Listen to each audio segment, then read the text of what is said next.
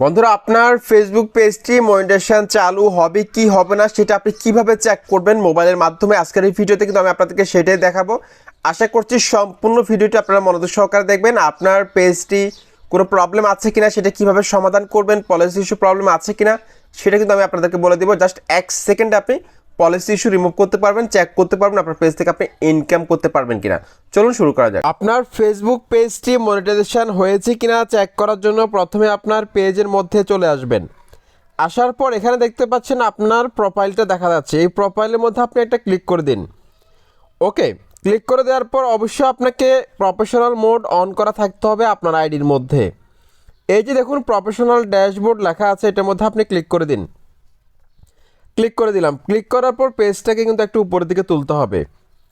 উপরের দিকে তোলার পর এখানে দেখতে পাচ্ছেন একটা অপশন রয়েছে পেজ রিকমেন্ডেশন, এটার মধ্যে আপনি ক্লিক করে দিন।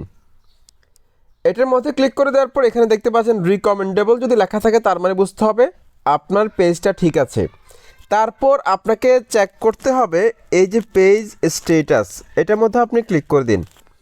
এটার মধ্যে ক্লিক করে দেওয়ার পর এখানে দেখতে পাচ্ছেন পেজ হ্যাজ নো ইস্যু, এটা যদি লেখা থাকে তার মানে আপনার পেজের মধ্যে কোনো সমস্যা নেই, আপনি পেজ থেকে ইনকাম করতে পারবেন। কিন্তু এখানে যদি আপনার কোনো লাল চিহ্ন থাকে, পলিসি ইস্যু প্রবলেম থাকে, সেক্ষেত্রে আপনি পেজ থেকে ইনকাম করতে পারবেন না। পেজ থেকে ইনকাম করার জন্য আপনাকে কিন্তু আপনার পেজের মধ্যে যদি কোনো কপি ভিডিও থাকে, অন্যের ভিডিও বা অন্যের ছবি, সেগুলোকে ডিলিট করে টানা 15 থেকে 20 দিন লাইভ করতে হবে, তারপর আস্তে আস্তে এটা উঠে যাবে।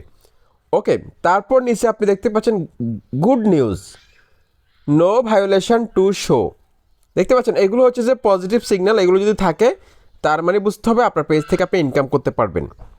তারপর দেখুন চেক করতে হবে এটা পেজ ইজ রিকমেন্ডেবল, তারপর হচ্ছে এলিজিবল টু মনিটাইজ, এই দুটো চেক করতে হবে। আমি ক্লিক করলাম, দেখুন এটা কিন্তু রিকমেন্ডেবল দেখাচ্ছে আমাকে, তার মানে আমি পেজ থেকে ইনকাম করতে পারবো।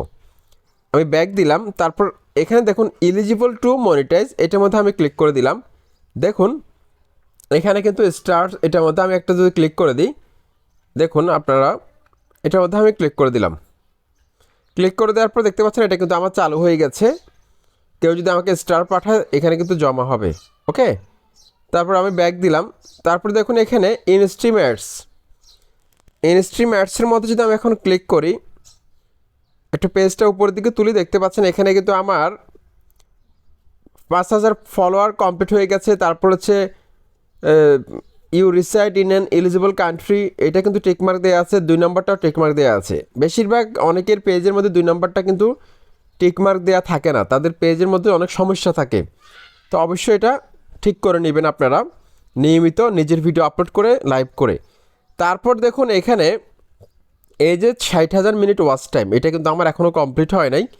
এটা যখন আমার কমপ্লিট হবে 2 মাসের মধ্যে লাস্ট, সেক্ষেত্রে আমি কিন্তু আমার এই পেজটাকে কিন্তু মনিটাইজেশনের জন্য অ্যাপ্লাই করতে পারবো। তখন ফেসবুক পেজ কিন্তু আমার পেজটাকে চেক করে যদি তাদের কাছে মনে হয় যে মনিটাইজেশন দেয়া যাবে, সেক্ষেত্রে কিন্তু আমার এই পেজটাকে তারা মনিটাইজেশন দিয়ে দিবে। তো এটাই ছিল আজকের এই ভিডিও। আশা করছি এই ভিডিওর মাধ্যমে যদি বিন্দুমাত্র উপকৃত হন অবশ্যই লাইক কমেন্ট শেয়ার করবেন, কমেন্ট করবেন। আসসালামু আলাইকুম।